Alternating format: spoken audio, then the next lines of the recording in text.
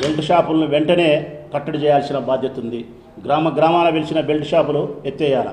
జగన్మోహన్ రెడ్డి గారి ప్రభుత్వంలో, మా ప్రభుత్వంలో ఒక్క బెల్ట్ షాప్ లేదు. మా ప్రభుత్వంలో 24 గంటలు మద్యం దొరికేది కాదు. ప్రభుత్వం చేత విక్రయిస్తున్నారు కాబట్టి ఉదయం 10 నుంచి సాయంకాలం 8 వరకు 9 వరకు చెప్పిన సమయం వరకే మద్యం విక్రయించేవారు. బ్రాండీ షాపులలో మద్యం తాగేవారు కాదు. బహిరంగ ప్రదేశాలలో మద్యం తాగేవారు కాదు. బెల్ట్ షాపులు ఉండేవి కాదు. ఎంఆర్పి ధరల కంటే మించి రాగినాయ పైసా ఎక్కువ కమ్మలే. ఇప్పుడు విపరీతంగా బెల్ట్ షాపులు ఉన్నాయి.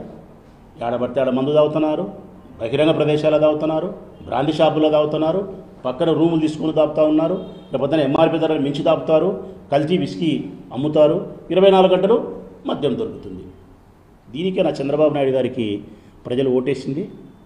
దీనికేనా పేదరికంలో ఉండే కుటుంబాలు, మధ్యతరగతి సంబంధించిన కుటుంబాలు అన్నీ కూడా చంద్రబాబు నాయుడు గారికి ఓటేసి 164 సీట్లనిచ్చి మమ్మల్ని 11 సీట్లకే పరిమితం చేసి నేను గెలిపించి ఇంత అఖండమైన అపూర్వమైనటువంటి విజయాన్ని గతంలో ఎప్పుడే కానీ చరిత్రలో నీకు ఇంత విజయాన్ని ఇచ్చింది నీ నుంచి వాళ్ళు మంచి పాలన ఆశించి, నీ నుంచి మంచి ప్రభుత్వాన్ని, మంచి పాలనను, మంచి సంస్కరణను ఇచ్చిన మాట నిలబెట్టుకొని మంచి చేస్తావనే నమ్మకం చేతనో, ఆశ చేతనో, నీ మాటలకు కైపై ప్రలోభపడో వాళ్ళు నీకు ఓటేసినారు.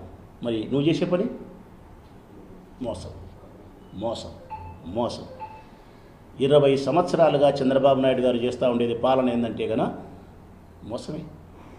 వ్యూహాలతోనూ, ప్రతి వ్యూహాలతోనూ, అబద్ధాలతోనూ, కల్లిబొల్లి మాటలతోనూ ఎన్నికల్లో గెలవడం, గెలిచిన తర్వాత ఏరు దాటిన తర్వాత ఆ బోటును వదిలేయడం.